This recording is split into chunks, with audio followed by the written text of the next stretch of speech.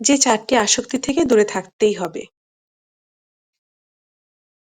অন্যের সঙ্গে নিজেকে তুলনা করা। অন্যের সঙ্গে তুলনা না করে নিজের সঙ্গে নিজের তুলনা করার অভ্যাস গড়ে তুলুন। চেষ্টা করুন আপনার গত দিনের থেকে ১% হলেও দিনের কাজে অগ্রগতি আনার।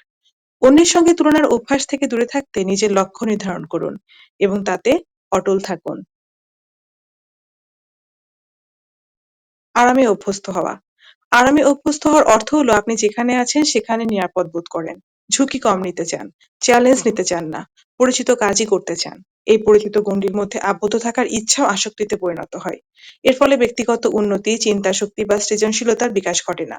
সময় চলে যায়, কিন্তু ব্যক্তি আটকে থাকে একই জায়গায়। হাল ছেড়ে দেওয়া। হাল ছেড়ে না দিয়ে শেষ পর্যন্ত দেখা উচিত। এর ফলে যদি কাজটিতে ব্যর্থও হন, তারপরেও প্রাপ্তি থাকে। ব্যর্থতা থেকে শিক্ষা লাভ করে কাজটি পরবর্তী প্রচেষ্টায় এগিয়ে নিয়ে যাওয়া যায়। কিন্তু হাল ছেড়ে দিলে সেই কাজটি আর কখনো পুনরায় শুরু করা যায় না। উপযুক্ত সময়ের জন্য অপেক্ষা। কোনো কাজ করার জন্য উপযুক্ত সময়ের অপেক্ষা করতে থাকলে সময়ের অপচয় হয়।